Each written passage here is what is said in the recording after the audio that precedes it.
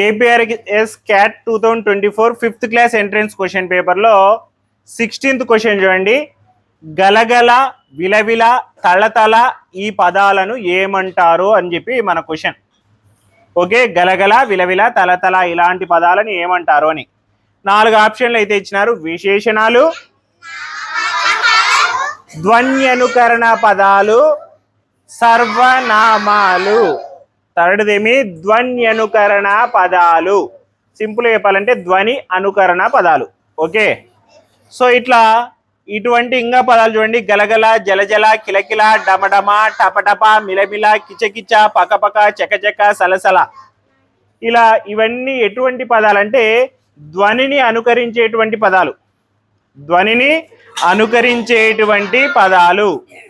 ఇప్పుడు నీళ్లు ప్రవహిస్తుంది అని చెప్పడానికి ఏం చెప్తాం? జలజల అని చెప్తాం. అవునా? జలజల నది ప్రవహిస్తూ ఉంది. గలగల మాట్లాడుతూ ఉంది అని, కిలకిల నవ్వుతూ ఉంది అని. సో ఒక ధ్వనిని అనుకరించేటువంటి ఇటువంటి పదాలను ధ్వని అనుకరణ పదాలు అని చెప్పి అంటారు. So what's the right option? 3 ధ్వని అనుకరణ పదాలు. అర్థమైందే? ధ్వని అనుకరణ పదాలు అంటే ఏదైనా ఒక ధ్వనిని అనుకరించే పదాలు. నెక్స్ట్ 17th క్వశ్చన్ చూడండి. మా ఊరికి ఉత్తరంలో శివాలయం ఉంది. సో ఇది మనకి ఇచ్చినటువంటి వాక్యం. ఆ వాక్యంలో ఉత్తరం అనేటువంటి పదం కింద అయితే గీత గీయబడి ఉంది. గీత గీసిన పదానికి సరి అయిన వ్యతిరేక పదాన్ని గుర్తించండి అని చెప్పి చెప్తున్నారు. సో ఈ గీత గీసిన పదం వచ్చేసి ఉత్తరం. ఉత్తరం అంటే 2 రకాలైనటువంటి అర్థాలు వస్తాయి. ఒకటి వచ్చేసి లేఖ, రెండోది వచ్చేసి దిక్కు. ఉత్తరం దిక్కు అంటాం కదా. ఉత్తరం అనేది ఒకటి దిక్కు, ఇంకొకటి లేఖని కూడా ఉత్తరం అని చెప్పి అంటాం. సో ఇక్కడ మీనింగ్ ఉత్తరానికి వచ్చేసి దిక్కు. ఉత్తరం దిక్కు. మా ఊరికి ఉత్తరం దిక్కున శివాలయం ఉంది అని దాని అర్థం. సో ఉత్తరానికి వ్యతిరేక పదాన్ని రాయమంటున్నారు. 4 ఆప్షన్లు ఇచ్చినారు. నెంబర్ 1 ఏమి?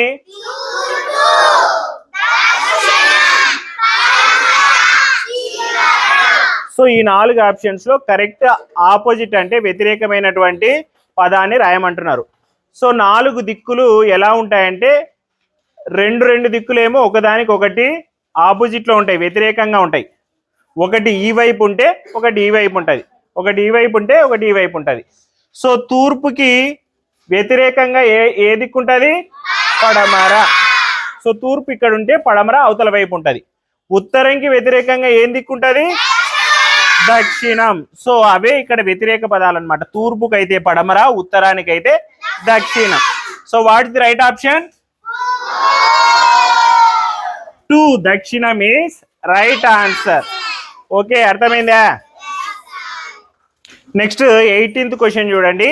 మీరంతా ఎక్కడికి వెళ్తున్నారు? ఇది మనకి ఇచ్చినటువంటి వాక్యం. కింద ఏం చెప్తున్నారంటే పై వాక్యం ఏ రకమైనదో గుర్తించండి అని చెప్పి చెప్తున్నారు. మనం ఆల్రెడీ ఎస్టర్డే క్లాస్లో చెప్పుకున్నాం. ఏమిటి, ఎక్కడ, ఎలా, ఎవరు, ఎందుకు అనేటువంటివి ఎటువంటి పదాలు? ప్రశ్నార్థక పదాలు అని చెప్పి చెప్పుకున్నాం. సో ఇక్కడ గమనించండి, ఎక్కడ లేదా ఎక్కడికి 2 కూడా ఒకటే ప్రశ్నార్థక పదం వచ్చింది. సో మీరంతా ఎక్కడికి వెళ్తున్నారు అని చెప్పి అడుగుతూ ఉన్నారు. సో ప్రశ్నార్థక పదంతో ఒక వాక్యాన్ని ప్రశ్నిస్తే దాన్ని ఏమంటారంటే ప్రశ్నార్థక వాక్యం అని చెప్పి అంటారు. ఓకేనా? సో ఇక్కడ 4 ఆప్షన్లు ఇచ్చినారు. ఫస్ట్ ఆప్షన్ ప్రశ్నార్థక వాక్యం అని ఇచ్చినారు. సెకండ్ నిశ్చయార్థక వాక్యం. థర్డ్ సందేహార్థక వాక్యం. 4 ఆశ్చర్యార్థక వాక్యం. ప్రశ్నార్థక వాక్యం అంటే ప్రశ్నించేది. నిశ్చయార్థక వాక్యం అంటే నిశ్చయంగా ఇదే అని చెప్పేదాన్ని నిశ్చయార్థక వాక్యం అంటారు.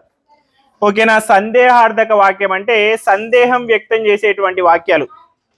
నేను రేపు రాకపోవచ్చు అని చెప్తుంటాం కదా. రేపు వర్షం కురవచ్చు. సో సందేహంగా చెప్తున్నాం. సో అటువంటివి సందేహార్థక వాక్యాలు. ఆశ్చర్యార్థక వాక్యం అంటే ఆశ్చర్యపోతూ చెప్పేటివి. ఆశ్చర్యంతో చెప్పేటువంటి వాక్యాల్ని ఆశ్చర్యార్థక వాక్యాలు అంటారు. సో ప్రశ్నించేటువంటి వాక్యాలను ప్రశ్నార్థక వాక్యాలు అంటారు. So what is the right option? 1 is the right option. అర్థమైంది ఆ వాక్యాల గురించి? ఓకే, నెక్స్ట్ 19th క్వశ్చన్ చూడండి. తేనెటీగ కూడబెట్టిన తేనె ఎవరి పాలవుతుంది? అది మనకి ఇచ్చినటువంటి ప్రశ్న. 4 ఆప్షన్లు అయితే ఇచ్చినారు. నెంబర్ 1 ఏమి? 2,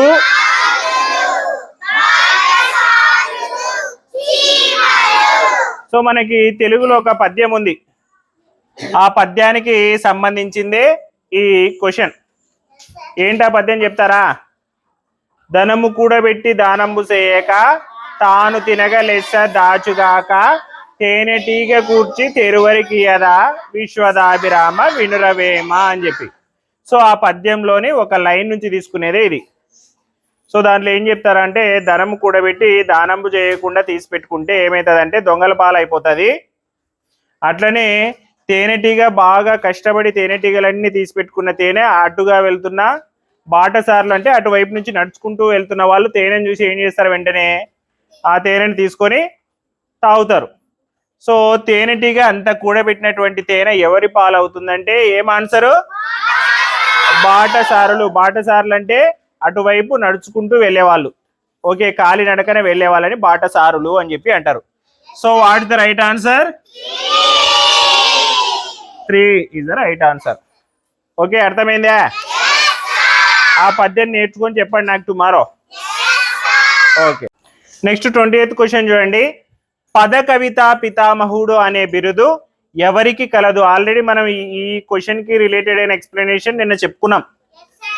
4 ఆప్షన్లు ఇచ్చినారు: త్యాగయ్య, అన్నమయ్య, రామదాసు, క్షేత్రయ్య. సో ఈ నలుగురిలో పద కవిత పితామహుడుని అని ఎవరిని అంటారు అని చెప్పి, ఈయనకి రిలేటెడే నిన్న 32,000 సంకీర్తనలు రాసింది ఎవరు అని చెప్పి అడిగినారు. ఎవరు రాసినది? అన్నమయ్య. సో తాళ్లపాక అన్నమాచార్యుల యొక్క బిరుదే పద కవిత పితామహుడు. సో ఈయన ఏం చేసినాడంటే తెలుగులో కొత్త కొత్త పదాలని సృష్టించినాడు. ఆయన రాసేటువంటి పద్యాల్లో కొత్త పదాలను సృష్టించి మరీ రాసినాడు. అందుకే ఈయనకి పద కవిత పితామహుడు అని చెప్పి పేరు. ఈయన మొత్తము 32,000 సంకీర్తనలు అయితే రచించాడు. ఈయన దేవునికి సంబంధించినటువంటి 32,000 సంకీర్తనలు అయితే రాసినాడు. సో అన్నమాచార్యుని యొక్క బిరుదే పద కవిత పితామహుడు. So what is the right option? 2, Annamayya is the right option. Okay.